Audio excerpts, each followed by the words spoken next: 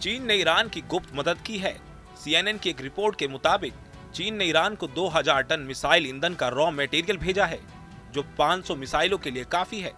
अब सवाल ये उठता है कि क्या ईरान फिर से इजराइल के खिलाफ नई तैयारी कर रहा है।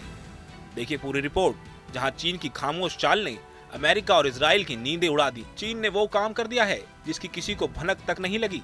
ईरान पर लगे कड़े प्रतिबंधों के बीच बीजिंग ने खामोशी से तेहरान की बड़ी मदद कर दी है। CNN की ताजा रिपोर्ट के मुताबिक चीन ने ईरान के मिसाइल कार्यक्रम को फिर से जिंदा करने में अहम भूमिका निभाई है। यानी अब हालात ऐसे हैं कि ईरान के मिसाइल पहले से ज्यादा घातक हो सकती हैं और इसका सीधा असर अमेरिका और इजराइल तक पहुंच सकता है। रिपोर्ट्स में कहा गया है कि इजराइल के साथ हाल ही में हुए 12 दिन के युद्ध के बाद ईरान ने अपने पुराने दोस्तों चीन और रूस की मदद ली है। पश्चिमी देशों के प्रतिबंधों से कमजोर पड़े ईरान ने अब मिसाइल बनाने के लिए चीन से मदद मांगी और चीन ने भी चुपचाप हथियारों के लिए जरूरी रॉ मटेरियल भेज दिया। इतनी मात्रा में लगभग 500 बैलिस्टिक मिसाइलें बनाई जा सकती हैं।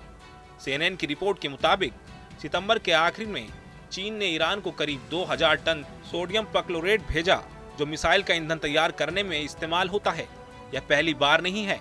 फरवरी में भी चीन ने ईरान को 1000 टन सोडियम भेजा था। यानी बीजिंग लगातार तेहरान की मिसाइल फैक्ट्री को ईंधन मुहैया करा रहा है।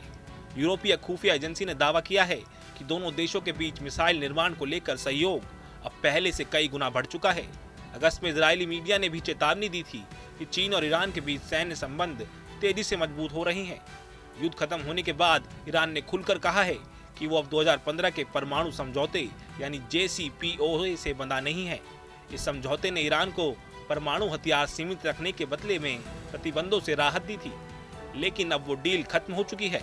ईरान ने साफ कह दिया है कि अगर इजराइल या कोई देश हमला करेगा तो उसकी नई पीढ़ी की मिसाइलें जवाब देने के लिए तैयार हैं। अमेरिका ने इसे गंभीर खतरा भी बताया है।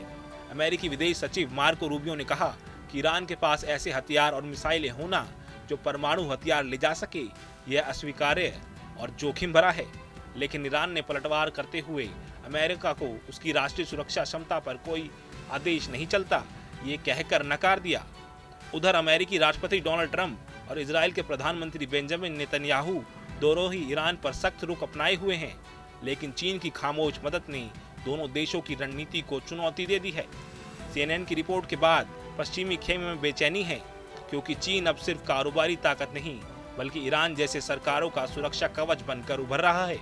कहा जा रहा है कि अगर चीन और ईरान का ये सहयोग यूं ही जारी रहा तो आने वाले महीनों में मध्य पूर्व में एक और मिसाइल संकट खड़ा हो सकता है, जिसका असर पूरी दुनिया की सुरक्षा पर पड़ेगा। Bureau report, news nation.